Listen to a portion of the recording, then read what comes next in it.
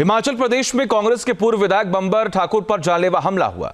इस हमले में पूर्व विधायक की सुरक्षा में लगे पीएसओ को भी गोली लग गई, जिसे एम्स में फिलहाल भर्ती करवा दिया गया है। घटना के बाद पुलिस ने हमलावरों की सरगर्मी से तलाश शुरू कर दी है।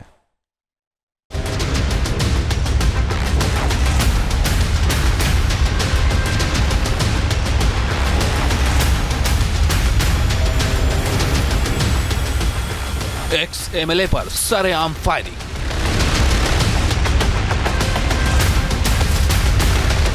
बारह राउंड चली गोलियां।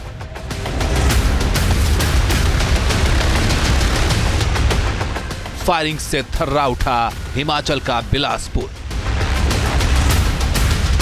कुछ इस तरह होली के मौके पर हमलावरों ने खेली खून की होली। कांग्रेस के पूर्व विधायक बंबर ठाकुर पर हुआ जानलेवा हमला। इस हमले में पूर्व विधायक तो बाल बाल बच गए, लेकिन तस्वीरों में साफ साफ दिख रहा है कि हमलावर आखिरी वक्त तक गोलियां चलाते रहे। इनमें एक काले कपड़े वाला बदमाश सामने से दिख रहा है, वो ताबड़तोड़ फायरिंग कर रहा है, जबकि दूसरा हमलावर नारंगी कपड़े में नजर आ रहा है, जो बैकअप फायरिंग करता हुआ दिख रहा है। दरअसल हमलावरों ने पूर्व विधायक बंबर ठाकुर के घर के बाहर घेराबंदी की थी। बताया जा रहा है कि एक्स एमएलए के आवास के बाहर कुल 12 राउंड गोलियां चली। हमले में बंबर ठाकुर को 1 गोली और उनकी सुरक्षा में तैनात पीएसओ को 3 गोलियां लगी। हालांकि कुछ देर तक गोलियां बरसाने के बाद हमलावर जब नाकाम हो गए तो वो उल्टे पैर भागते हुए नजर आए। सीसीटीवी कैमरे में कैद वीडियो में साफ दिख रहा है कि कैसे पूर्व विधायक के समर्थकों ने हमलावरों को दौड़ा लिया। हमलावर जान बचाकर भागते हुए नजर आ रहे हैं। हमलावर की तरफ एक समर्थक कुर्सी भी उछालकर फेंकता है, लेकिन तब तक हमलावर फरार हो जाते हैं। हमले के बाद पूर्व विधायक बंबर ठाकुर को अस्पताल में भर्ती कराया गया है। मुख्यमंत्री सुखविंदर सिंह सुक्खू ने बताया है कि हमलावर की तलाश की जा रही है। मैंने बंबर जी से बात की है, उनसे मैंने अनुरोध किया था कि आप एम्स में जाए, पर उनका अपना विचार था कि मैं आईजीएमसी आना चाहता हूं, और वो डिप्टी कमिश्नर की मैंने उसमें ड्यूटी लगाई है कि जहां वो चाहते हैं वहां कर लिया जाए।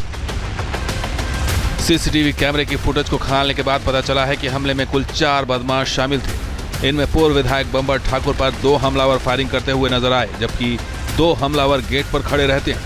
इसके बाद हमलावर भागते हुए दिख रहे हैं। पुलिस भी सीसीटीवी फुटेज के आधार पर आरोपियों की पहचान में जुट गई है। दरअसल हमलावरों के गैंग ने पूर्व विधायक की हत्या की प्लानिंग होली के दिन ही रची थी, क्योंकि होली के मौके पर ही लोगों का उनके आवास पर आना जाना था, और इसी का फायदा हमलावर उठाने की फिराक में थे। लेकिन गनीमत रही कि हमलावरों की यह प्लानिंग फेल हो गई। आपको बता दें कि बंबर ठाकुर ने इससे पहले मीडिया के सामने आकर अपनी जान को खतरा बताया था। तब बंबर ठाकुर ने कहा था कि उन्हें रास्ते से हटाने के लिए साजिश की जा रही है। 1 साल पहले भी पूर्व विधायक पर जानलेवा हमला हुआ था, जिसमें वो बाल बाल बचे थे। यह हमला 23 फरवरी 2024 को रेल लाइन निर्माण कंपनी के कार्यालय के बाहर हुआ था। पुलिस ने इस मामले में 11 लोगों के खिलाफ केस दर्ज किया था। इसके बाद हमले के मुख्य आरोपी पर बिलासपुर कोर्ट परिसर के बाहर 20 जून 2024 को गोलियां चलाई गई थी। इस मामले में बंबर के बेटे समेत 5 आरोपियों को गिरफ्तार किया गया था। हालांकि इस बार हमले के पीछे कौन है और उनका मोटिव क्या है, इसका खुलासा तो हमलावरों की गिरफ्तारी के बाद ही पता चलेगा। फिलहाल पुलिस सीसीटीवी के आधार पर हमलावरों की तलाश कर रही है। शहर की नाकेबंदी कर दी गई है। आपको बता दें कि बंबर ठाकुर 2012 में बिलासपुर से कांग्रेस की टिकट पर चुनाव लड़कर विधानसभा पहुंचे थे। साल 2017 में वो सुभाष ठाकुर और 2022 में त्रिलोक जम्वाल से चुनाव हार गए थे। बंबर ठाकुर पूर्व मुख्यमंत्री वीरभद्र सिंह के करीबी माने जाते थे।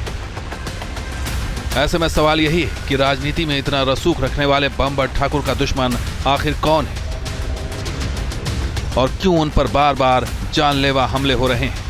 इस घटना के बाद सवाल सुक्खू सरकार और प्रदेश की कानून व्यवस्था पर भी उठ रहे हैं।